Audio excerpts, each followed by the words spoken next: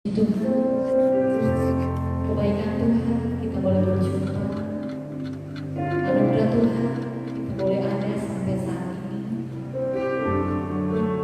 Dan pagi hari ini saya percaya dimanapun kita berada, jemaat yang ada di rumah atau dimanapun itu, saya percaya kita punya kerinduan buat berjumpa dengan Tuhan kita. Mari kita mulai ibadah kita pagi hari ini. Kita mau menyembah Tuhan, kita mau masuk dalam hadirat-Nya yang kudus, karena Dia Allah yang layak kita sembah. Mari jemaat Tuhan, angkat hatimu sembah Dia. Katakan terima kasih Tuhan buat anugerah, buat kebaikan di sepanjang hidup kami. Kami ada Tuhan pagi hari ini, kami tahu karena anugerah Tuhan.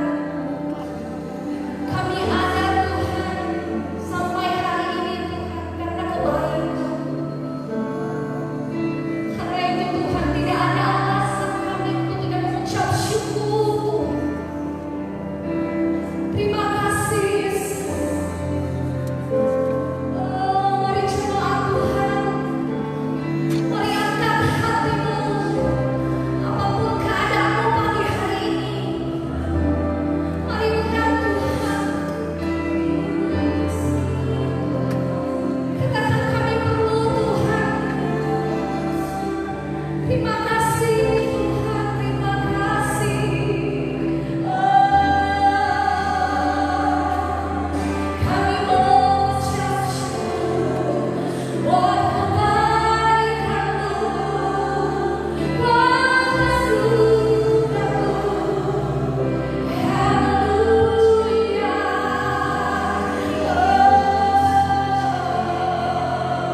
Terima kasih Tuhan. Pagi ini kami membawa hati kami Tuhan, membawa hidup kami. Haleluya.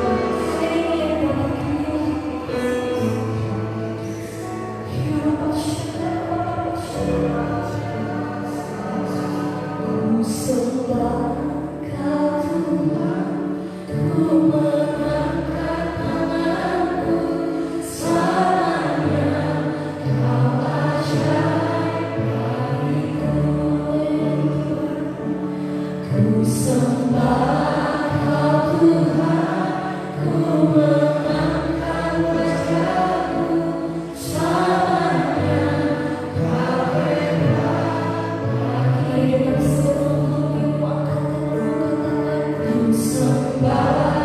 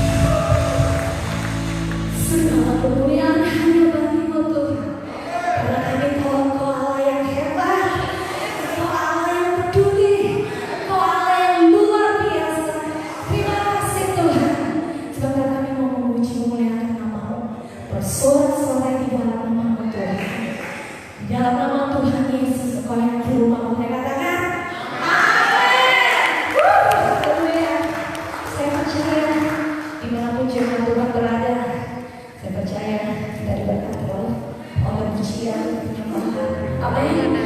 Haleluya, haleluya. Ini sudah saatnya saudara. Kita harus berdiri buat bangsa kita Indonesia. Apapun yang terjadi pada bangsa kita, kami izinkan hati kita mengucapkan bahwa Tuhan baik. Haleluya.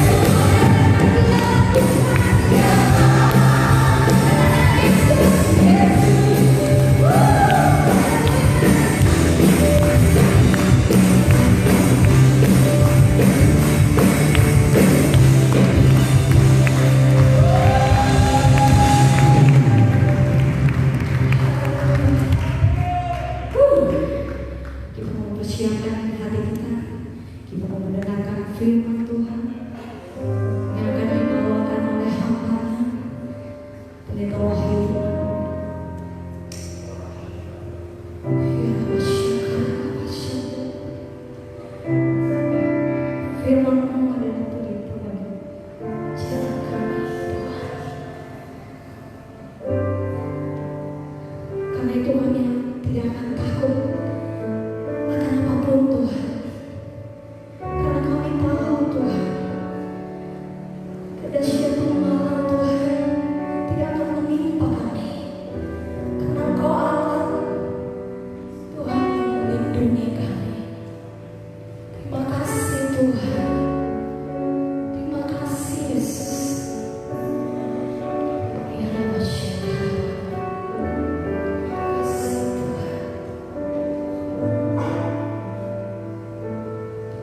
Tempat perlindunganku, ku bertahanmu, kepaksaimu yang melingkupiku. Engkau yang meluputkan ku dalam kesesakan, membentengiku karena namamu.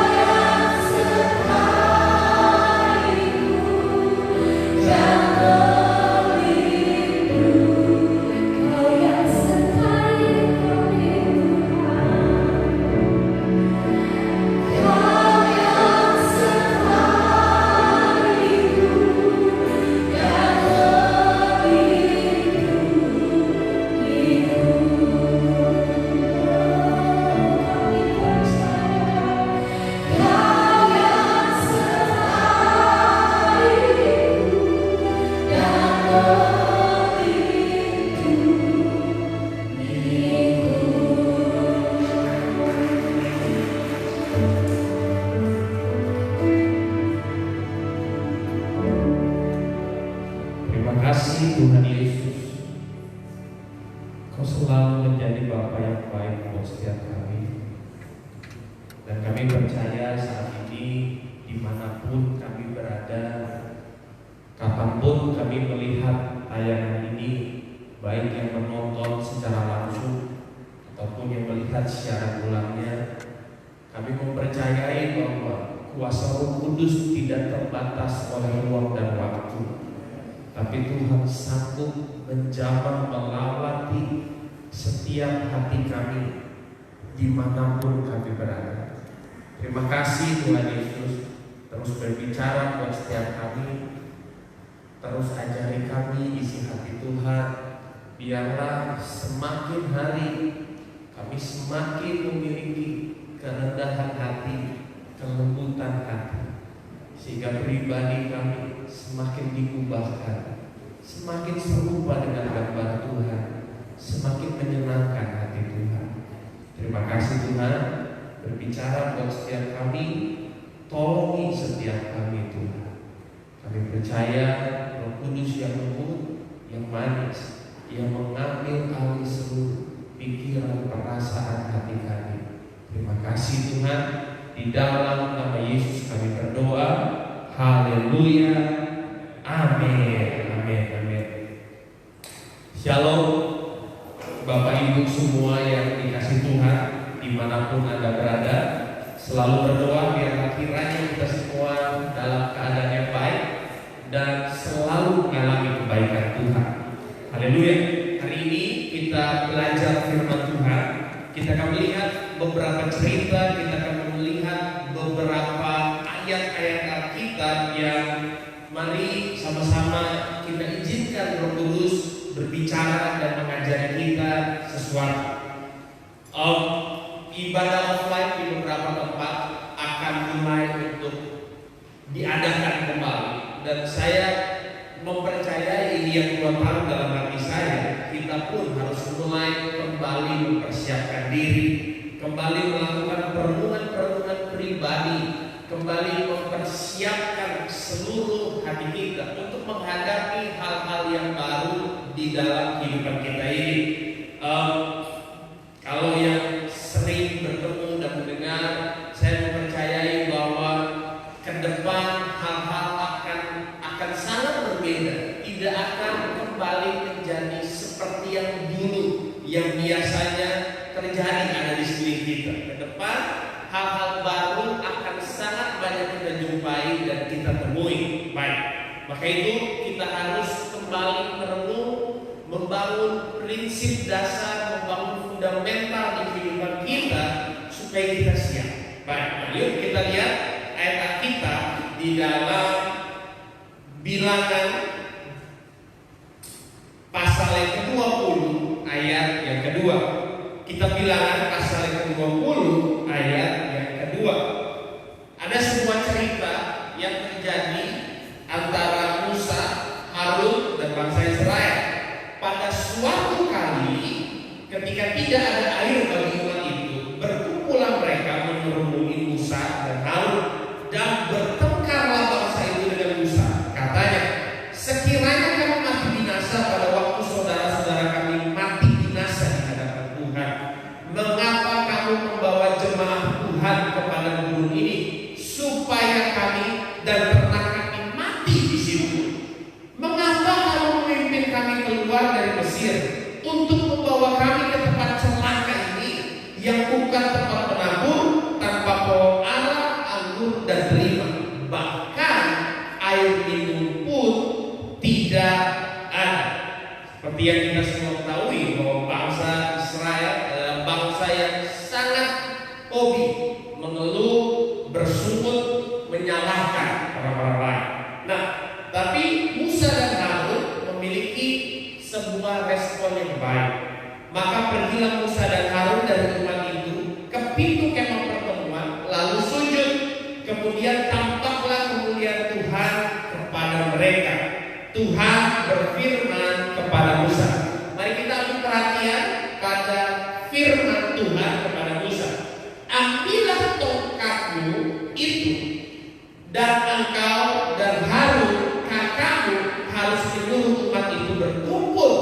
Katakanlah di depan mata mereka kepada bukit batu itu supaya diberi airnya. Demikianlah engkau mengeluarkan air dari bukit batu itu bagi mereka dan memberi minum umat itu serta ternaknya. Jadi Tuhan kasih firman kepada Musa, ambil tongkatmu, katakanlah kepada batu. Ayat ke-9, lalu Musa mengambil tongkat itu dari hadapan Tuhan seperti yang diperintahkannya kepadanya. Ketika Musa dan Harun telah mengumpulkan jemaah itu di depan bukit batu itu, berkatalah ia kepada mereka, dengarkanlah kepadaku, hai orang-orang durhaka, apakah kami harus mengeluarkan air bagimu dari bukit-bukit batu ini? Sesudah itu Musa mengangkat tangannya, lalu memukul bukit batu itu dengan tongkatnya 2 kali. Maka keluarlah banyak air sehingga umat itu dan ternak mereka dapat minum. Tetapi Tuhan berfirman kepada Musa dan Harun, karena kamu tidak percaya kepada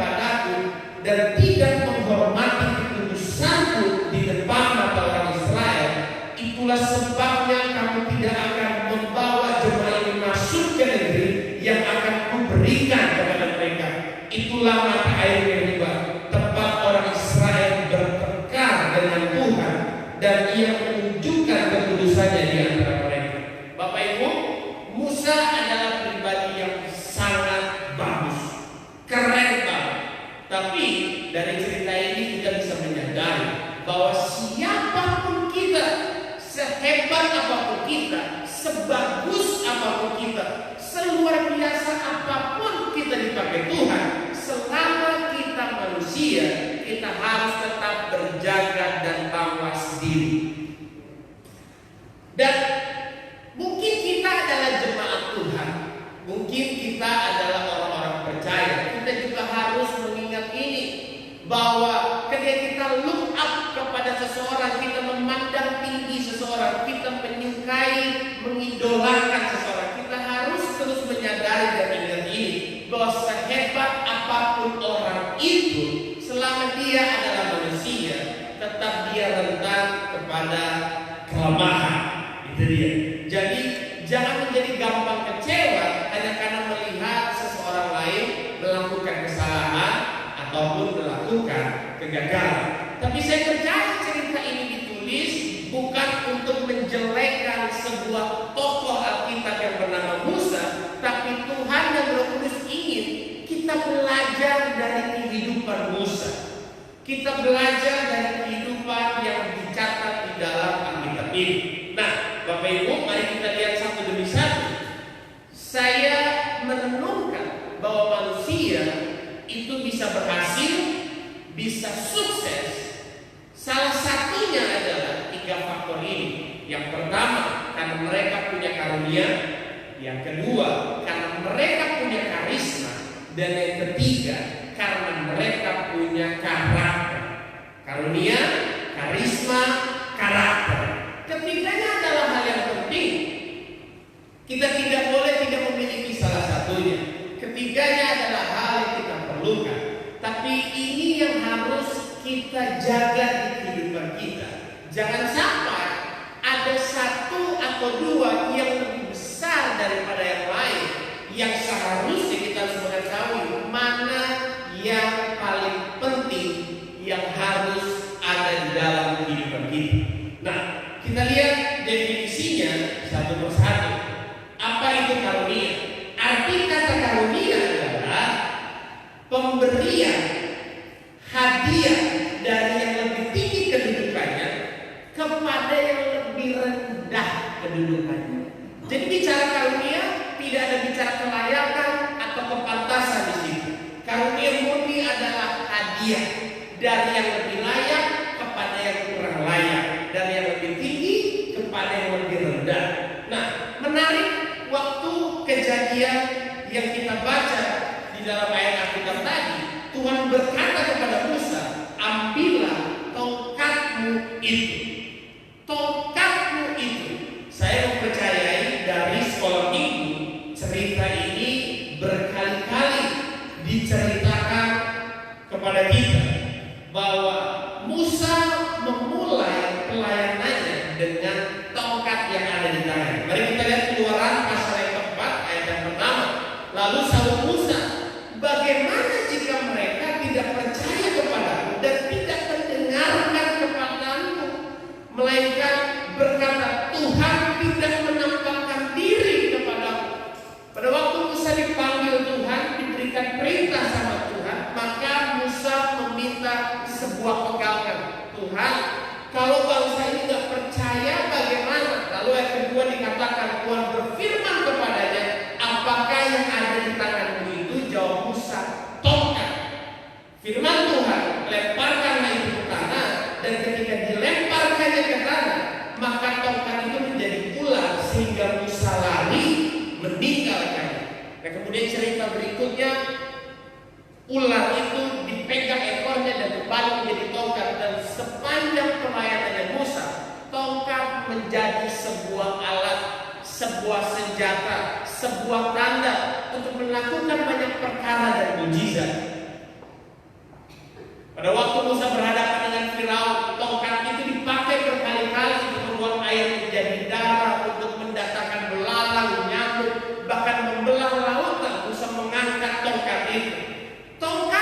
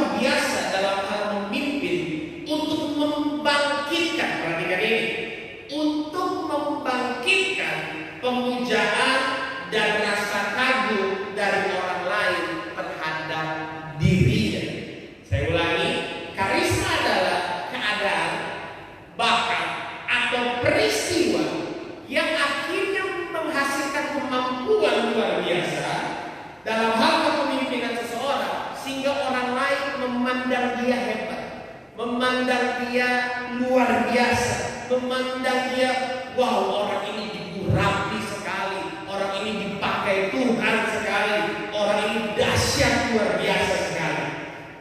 Yuk, mari kita lihat sebuah cerita dalam Alkitab, Keluaran pasal yang 17 ayat yang ke-6. Keluaran pasal yang 17 ayat yang ke-6. Di sebuah daerah yang bernama Masa dan Meriba, kejadian yang mirip-mirip. Mereka ada di tengah tempat, tidak ada air untuk diminum, dan kemudian mereka bertengkar kembali, bangsa ini dengan Musa. Dan akhirnya Tuhan berbicara, ayat yang kelima, Keluaran 17 ayat yang kelima. Dan akhirnya Tuhan berbicara kepada Musa, berjalanlah di depan bangsa itu, dan bawalah beserta engkau beberapa orang dari antara para tua-tua Israel. Bawalah juga di tanganmu tongkatmu itu yang kau pakai untuk memukul sungai Nil, dan pergilah kembali. Tongkat disuruh Tuhan untuk dibawa oleh Musa. Kenapa? Maka aku akan berdiri di sana di depanmu, di atas gunung batu di Horeb. Haruslah kau pukul gunung batu itu, dan dari dalamnya akan keluar air, sehingga bangsa itu dapat minum. Demikianlah diperbuat Musa di depan mata tua-tua Israel. Kejadian ini terjadi sebelum cerita di Bilangan yang kita baca waktu awal hari. Jadi secara karunia Musa di tangannya dia pegang sesuatu yang sudah terbukti, proven, sudah terbukti sekali, bisa menjadi cara dan alat Tuhan melakukan banyak mujizat. Dan kejadian ini terjadi membuat semua bangsa itu memandang tinggi Musa, karena Musa diperintahkan Tuhan memukul batu, lalu dari batu keluar air. Karakter, karisma, dan karunia. Musa sangat kuat pada karisma dan karunia-Nya, tongkat di tangannya, dan kejadian yang sudah pernah terjadi dalam kehidupan. Nah, kalau boleh kita kembali buka ayat yang paling pertama tadi, Bilangan pasal yang ke-20. Sekali lagi,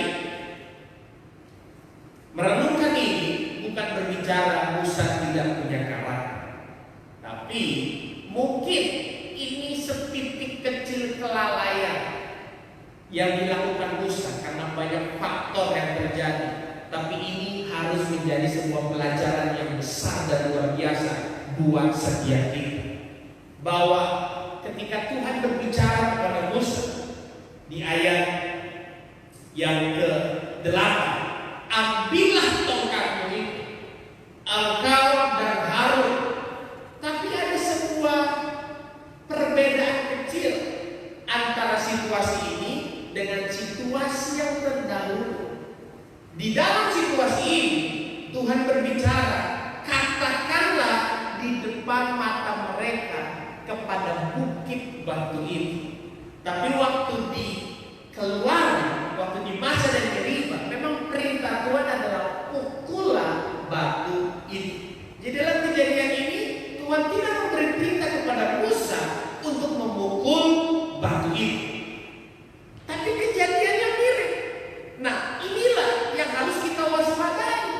Seringkali karena situasinya mirip, kejadiannya serupa, dan apalagi kita punya pengalaman sebelumnya, pengalaman yang sukses, yang terbukti, pengalaman yang tidak gagal. Seringkali ketika kepercayaan diri kita terlalu tinggi, ketika keyakinan kita terlalu meningkat, kita bisa lalai dalam hal yang kecil. Ketika kita lebih mengandalkan karunia yang sudah ada di tangan kita dan karisma yang sudah ada tercipta pada pribadi kita, seringkali, yuk mari izinkan Roh Kudus berbicara pada setiap kita. Kita kurang mawas diri. Kita mungkin tanpa kita sadari kita lebih mengandalkan karunia kita, lebih mengandalkan karisma kita. Kita menjadi sedikit sombong, sedikit tinggi hati. Kita masih mengandalkan Tuhan, kita masih percaya Tuhan, tapi mungkin ada situasi dan kejadian dalam diri kita seakan-akan saya selalu lapor sama Tuhan, tapi kali ini Tuhan gak usah bekerja juga, gak apa-apa. Saya bisa melakukannya. Karena apa? Karena pengalaman, karena karunia yang sudah ada. Nah, coba kita lihat di ayat yang ke-10. Maka apa yang terjadi ketika kita merasa terlalu yakin? Kita merasa terlalu yakin, ayat ke-9. Lalu Musa mengambil tongkat itu di hadapannya seperti yang diperintahkan Tuhan kepadanya. Maka ketika Musa mengumpulkan jemaah itu di depan bukit batu, berkatalah ia kepada mereka, dengarkanlah kepadaku hai orang durhaka. Perhatikan garis bawahi kalimat ini. Apakah kami harus mengeluarkan air bagimu dari bukit batu ini? Coba lihat. Yang kasih perintah siapa? Tuhan. Maka seharusnya yang akan mengeluarkan air siapa? Tuhan. Tapi ada sebuah perbedaan kalimat yang keluar. Maka Musa mulai berkata, apakah kami harus mengeluarkan air bagi, enggak lagi kepada Tuhan, tapi mulai kepada dirinya sendiri. Rasa-rasanya kita harus mulai memperhatikan kembali. Kalau kita mulai sangat sering, saya tahu, saya biasa, saya bisa, kita harus mulai kembali memperhatikan. Jangan-jangan itu tanda kita lebih mempercayai pengalaman kita, karunia kita, karisma kita. Kemudian Musa mengangkat tangannya, memukul bukit batu itu dengan tongkatnya 2 kali. Maka keluarlah banyak air dan bangsa itu dapat minum. Ini yang menurut saya pribadi, saya berdoa Roh Kudus berbicara pribadi kepada saudara, mengajar saudara semua. Tapi ini menjadi perenungan saya pribadi, dan jujur saya pribadi ngeri bahwa meskipun Musa mengalami kelalaian kecil, tidak sesuai dengan apa yang diperintahkan Tuhan kepadanya untuk dilakukan, tetapi mujizat tetap terjadi. Sebuah perkara hebat tetap terjadi. Saya rasa ini harus betul-betul kita renungkan, bahwa prestasi, kesuksesan, perkara yang ajaib tidak boleh menjadi acuan, tidak boleh menjadi ukuran bahwa kita ini masih murni dan tulus. Hanya karena pelayanan kita masih membuahkan mujizat, kita masih bisa bikin orang lain bertobat, kita masih bisa membuat orang lain terima Yesus. Sama seperti cerita ini, Tuhan berkata, katakan kepada batu itu. Tapi Musa, dia pukul batu itu. Dia sudah melakukan hal yang berbeda. Tapi lihat, air tetap keluar dari batu. Kita nggak boleh merasa bangga dan yakin, merasa oh saya masih kesayangannya Tuhan hanya karena kita doakan orang lain sembuh, kita doakan orang mati bangkit. Yuk kita periksa ke dalam hati kita. Ayat 12 nanti. Tetapi Tuhan berfirman kepada Musa dan Harun. Ada kata tetapi, mujizat tetap terjadi, tapi Tuhan berfirman kepada Musa dan Harun. Itu saya merenungkan ini. Roh Kudus mengajar. Saya mulai renungkan. Saya tahu Tuhan berbicara. Pasti setelah kejadian itu di waktu yang berbeda. Tuhan tegur Musa dan Harun tidak di depan banyak umum, tapi setelah itu selesai semua. Makanya Bapak Ibu, dimanapun kita berada, jangan hanya suka dengan keramaian, tapi Anda harus bisa menikmati waktu sunyi Anda bersama dengan Tuhan. Karena disitulah suara Tuhan akan lebih dalam datang kepada kita. Jangan hanya Anda mencari Tuhan pada keramaian-keramaian, tapi dengarkanlah Tuhan di dalam kesunyian kita. Karunia, karisma. Sekarang kita lihat kepada yang terakhir, karakter. Apa karakter menurut definisinya? Definisi karakter adalah sifat, akhlak, budi pekerti yang membedakan seseorang dengan yang lain. Yang membedakan seseorang dengan yang lain. Kita mau belajar lihat dari dua tokoh. Sekali lagi, saya tidak lagi memberitakan bahwa tokoh yang satu lebih bagus dari tokoh yang lain. Tidak. Dua tokoh ini luar biasa. Tapi kita harus belajar nilai-nilai yang ada dalam kehidupan mereka. Mari kita lihat sebuah ayat di dalam Kisah Para Rasul 13 ayat yang ke-22. Saya rasa ini ayat yang populer. Setelah Saul disingkirkan, Allah mengangkat Daud menjadi raja mereka. Tentang Daud, Allah telah menyatakan, aku telah mendapat Daud bin Isai, seseorang yang berkenan di hatiku dan yang melakukan segala kehendak. Seseorang yang berkenan dan yang melakukan segala kehendak Tuhan. Berkenan dan melakukan segala kehendak Tuhan. Nah, dari terjemahan The Message, dari terjemahan bahasa Inggris itu memberikan sebuah kalimat yang lebih memiliki makna puitis yang dalam. Dikatakan gini, he is a man whose heart beats to my heart, yang artinya dia pria yang jantungnya berdetak di hatinya Tuhan. Jadi jantungnya nggak bisa berdetak kalau nggak di hatinya Tuhan. Itu kata puitis yang punya makna arti yang sangat dalam, di mana dilanjutkan dengan kalimat ini, seorang pria who will do what I tell him, kata kita. Seorang pria yang akan melakukan.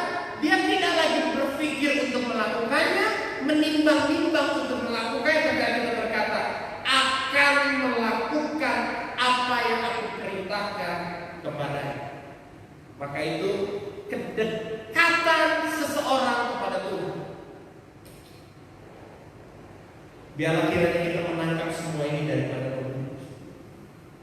Kedekatan seseorang kepada Tuhan bukan karena dari banyaknya dia berdoa, banyaknya dia berpuasa, banyaknya dia melakukan ritual-ritual agamanya, banyaknya dari dia menghadiri dan menyibukkan diri pada aktivitas kerohaniannya, tapi dari ketaatannya kepada Tuhan. Pak Bu, yuk kita renungkan. Saya tidak bilang sibuk itu salah. Saya tidak berkata kita padat dalam pelayanan, kita sibuk dalam pelayanan, kita banyak doa, kita banyak puasa itu salah. Tidak. Tapi kita cek dalam hati, apakah kita sudah taat kepada Tuhan atau belum? Karena Tuhan tidak merasa dekat dengan kita hanya karena kita sibuk. Kedekatan tercipta dari ketaatan. Setiap kali Tuhan berkata sesuatu, kita melakukannya. Nah, kita lihat lagi sebuah cerita. Apa-apa Bapak Ibu ya, kita lihat banyak cerita hari ini dari Alkitab. Cerita-cerita yang luar biasa. 2 Samuel pasal yang ke-5 ayat yang ke-17. 2 Samuel pasal yang ke-5 ayat yang ke-17. Alkitab Tuhan memberi pujian sangat tinggi kepada Daud. Maka saya percaya itu karena karakter yang Daud miliki yang membedakan dia dari yang lainnya. Cerita kecil ini memperlihatkan karakter yang Daud miliki yang membuat dia menjadi berbeda dari tokoh Alkitab yang lain. Yang saya percaya ini juga diceritakan Tuhan karena Tuhan mau ini ada dalam kehidupan kita. Daud memukul kalah orang Filistin. 2 Samuel pasal yang ke-5 ayat 17. Ketika didengar orang Filistin bahwa Daud telah diurapi menjadi raja atas Israel, maka majulah semua orang Filistin untuk menangkap Daud. Tapi Daud mendengar hal itu, lalu ia pergi ke kubu pertahanan. Pak, Bu, Daud ini orang hebat. Dia menang banyak perang, bahkan sebelum dia jadi raja. Bahkan kalau kita lihat Alkitab, orang-orang di kanan kirinya Daud, Yoab, Abisai, dan orang-orang lain, itu mereka orang-orang yang bisa membunuh ribuan orang hanya dengan sebuah senjata dan seorang diri. Seharusnya Daud punya kepercayaan diri yang tinggi. Tapi sifat ini yang gak hilang dari Daud. Dia mendengar hal itu, dia pergi ke kubu pertahanan, tidak cepat bereaksi dengan keadaan hanya karena dia punya karunia dan karisma yang hebat. Ketika orang Filistin itu datang mengejar di lembah Refaim, bertanyalah Daud kepada Tuhan, apakah aku harus maju melawan orang Filistin itu? Akan kau serahkan mereka ke dalam tanganku? Tuhan menjawab Daud, majulah, sebab aku pasti akan menyerahkan orang Filistin itu ke dalam tanganmu. Lalu datanglah Daud di Baal Perasim dan memukul kala mereka di sana. Berkatalah ia, Tuhan telah menerobos musuhku di depanku seperti air menerobos. Sebab itu orang menambahkan tempat itu Baal Perasim. Orang Filistin itu meninggalkan berhalanya di sana. Lalu Daud dan orang-orang yang mengangkat. Ayat 22 sebuah cerita menarik. Ketika orang Filistin maju sekali lagi dan memencar di lembah Refaim, terulangi lagi situasi. Orang Filistin maju lagi dengan cara yang sama.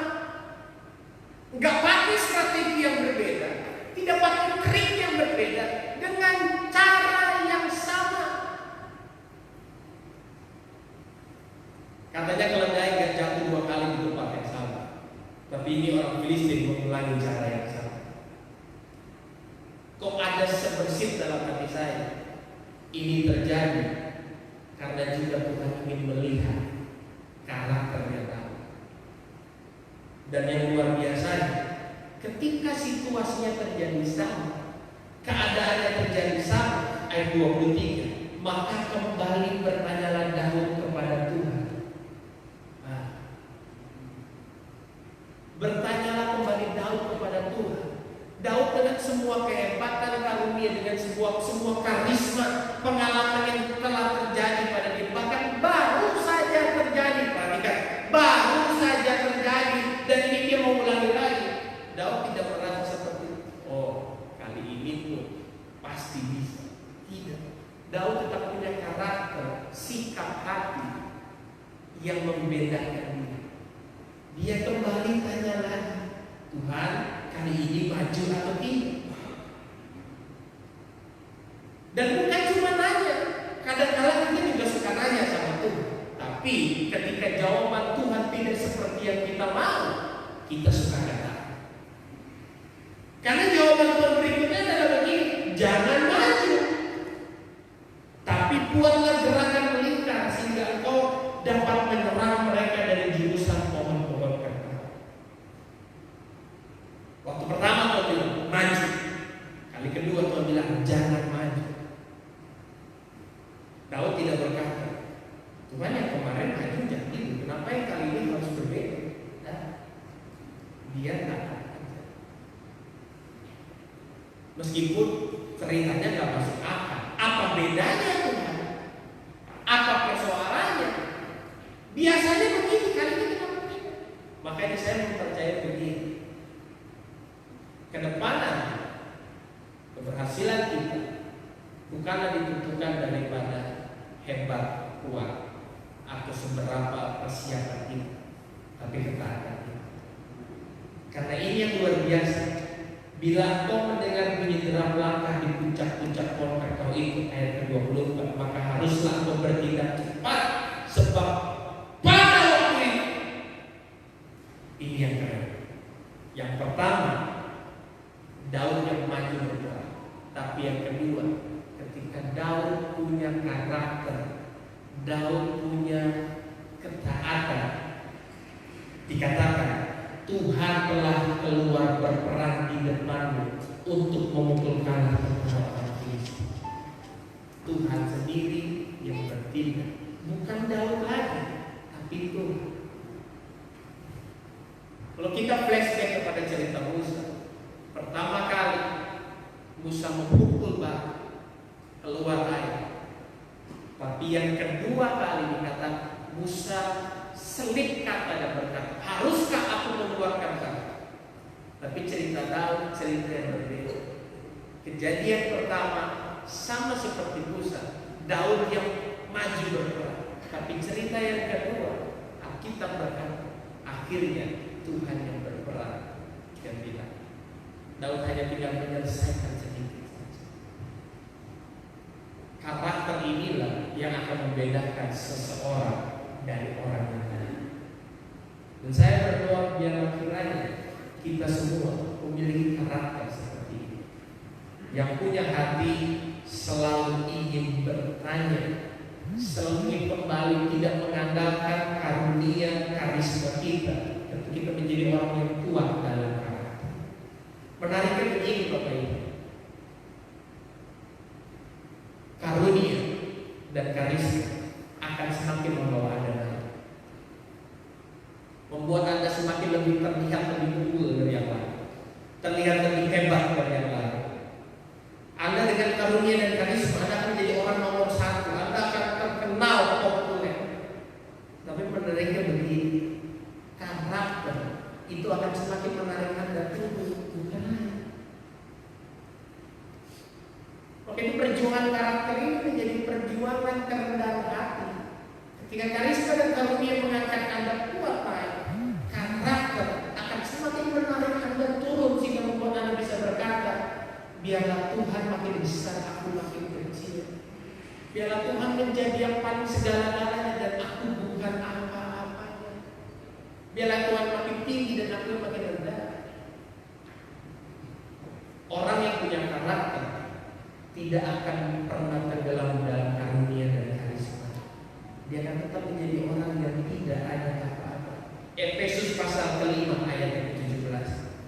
Ini ayat yang paling terakhir yang kita sebut. Setelah ini kita selesai. Sebab itu janganlah kamu bodoh, tetapi usahakanlah supaya kamu mengerti kehendak Tuhan. Hari ke depan kita akan menjadi hari-hari yang baik, situasi yang baik. Artinya akan ada banyak kesempatan baru, hal-hal baru, kreativitas baru, inovasi baru, dan akan ada hal lama yang ditinggalkan. Tapi itu bukan jaminan akan kesuksesan dan keberhasilan kita. Dan saya melihat banyak orang stres, banyak orang frustasi hanya karena mereka berpikir saya harus bagaimana, saya harus apa, saya harus melakukan apa. Ini yang saya percaya, bahwa cara kita berhasil di hari ke depan, diadaptasi kebiasaan baru. Tapi isunya ini, apakah kamu mengerti kehendak Tuhan atau tidak? Ketaatan kita akan kehendak Tuhan. Saya percaya bahwa kita berkata jangan kamu bodoh, tapi usahakan mengerti kehendak Tuhan. Artinya pintarnya Tuhan bukan bicara isu intelektual, tapi isu karakter. Orang punya karakter tidak akan dibiarkan tenggelam dan binasa di dalam Tuhan. Tidak. Meskipun kau lambat, meskipun kau bodoh, meskipun kau ketinggalan, yang kau lakukan gak populer, yang kau lakukan gak seperti yang orang lain lakukan. Tapi kalau isu karakter, kau punya karakter yang membuatmu berbeda, engkau bukanlah orang yang bodoh. Maka itu, yuk setiap pribadi kita masuk dalam keheninganmu, keluar daripada hiruk pikuk prestasi kita, dan mulai kembali dengan Tuhan mau bicara apa buat kita, kehendaknya yang apa yang mau disampaikan buat kita. Saya akan tutup dengan satu kesaksian ini. Setelah ini kita berdoa dan selesai.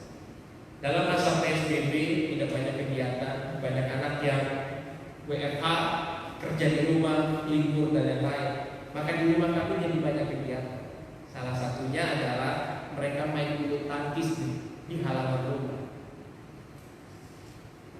Setiap kali main bulu tangkis, saya selalu kasih tahu, selesai main, koknya dikumpulkan kembali, jangan biarkan tercecer dan terbuang. Yang nyangkut-nyangkut di atas genteng diambilin lagi.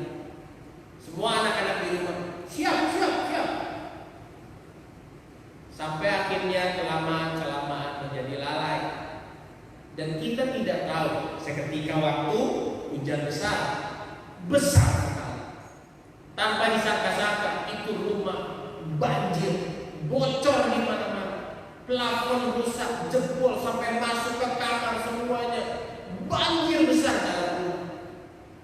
Waktu kita di tengah kerusakan rumah itu kita cari yang penyebab, ternyata ada satu tok nyangkut di plafon talang air sehingga airnya luber kemana-mana. Satu tok bekas, gak ada harganya, gak ada nilainya, kecil, tapi bisa menyebabkan kerusakan besar di sebuah rumah dan merepotkan kita orang banyak di rumah. Sebuah ketidaktaatan kecil bisa menyebabkan kerusakan dan kerepotan yang besar. Waktu terjadi itu, saya tahu ini Roh Kudus bicara. Roh Kudus juga bicara begini. Yuk, sama seperti sebuah ketidaktaatan kecil bisa menghancurkan bangunan besar. Dan kamu begitu seperti hanya karena perkara kecil. Kita kaget, kita terkenal. Roh Kudus cuma berbicara begini. Kamu pun bisa terkaget.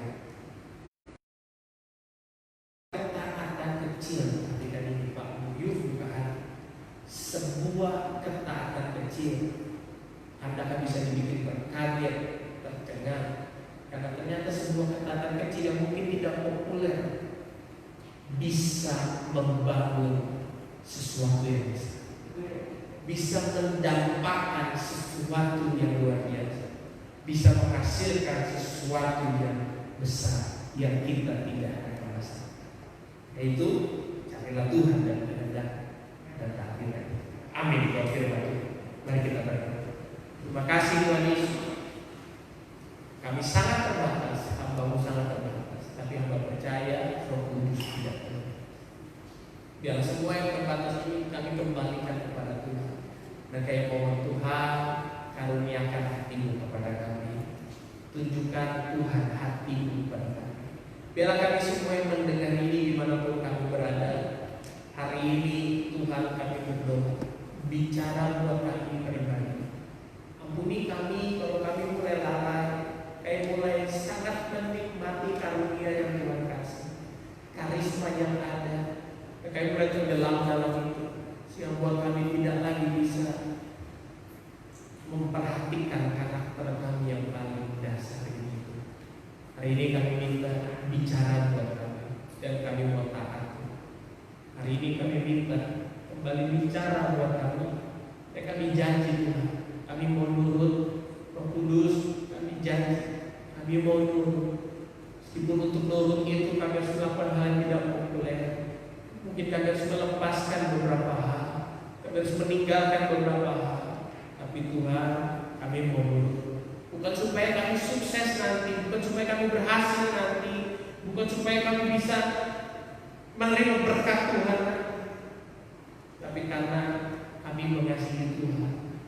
Kami mengasihi Tuhan lebih daripada kami mengasihi diri kami sendiri. Kami mengasihi Tuhan lebih daripada kami mengasihi prestasi kami. Kami mengasihi Tuhan lebih daripada kami mengasihi apa yang kami punya.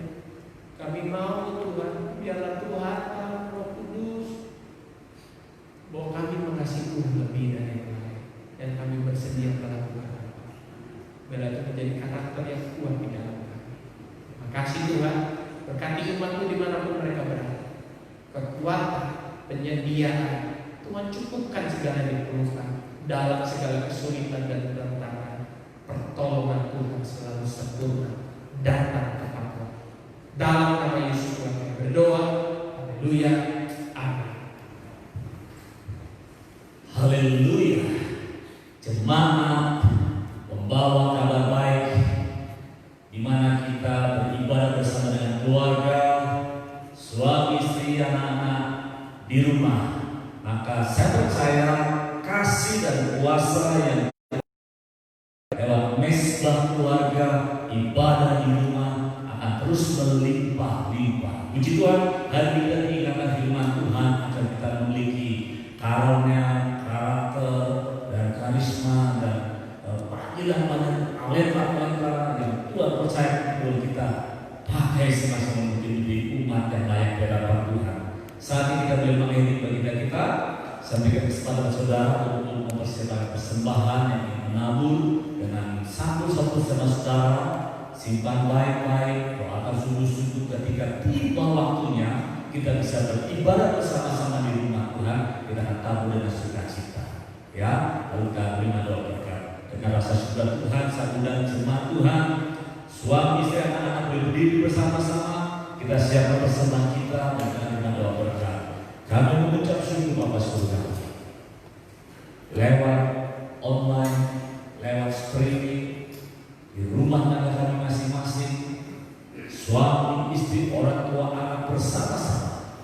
Kami mengucap syukur Tuhan, beribadah pada Tuhan, mendengar firman Tuhan, akan karunia-karunia, akan karisma, kehormatan dan kemuliaan, dan karakter-karakter yang berkenan kepada Tuhan, menjadi umat yang layak kepada Tuhan. Bapak surgawi, kami ingin menabur apa kami nikmati, kami terima dari Tuhan, kami kembali kehormatan kemuliaan nama Tuhan.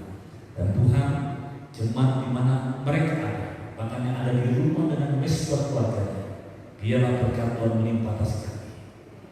Kita mengangkat tangan kami, bergandeng tangan keluarga demi keluarga, di mana kau ada dalam rumah tangga, berkat melimpah atas, berkat yang dari alam Bapa, kasih Tuhan kita Yesus Kristus Tuhan, serta persekutuan Roh Kudus, hari ini kekal selamanya. Roh Tuhan tubuh kita dipelihara dengan sempurna dengan berkat Tuhan di dalam nama Tuhan Yesus Kristus. Haleluya. Bersama kita katakan amin. Jemaat yang dikasih Tuhan, selesai jam 10 ini ingat ada ibadah dari rumah untuk anak-anak kita, anak sekolah minggu, ibadah dari rumah. Terus berkati tetap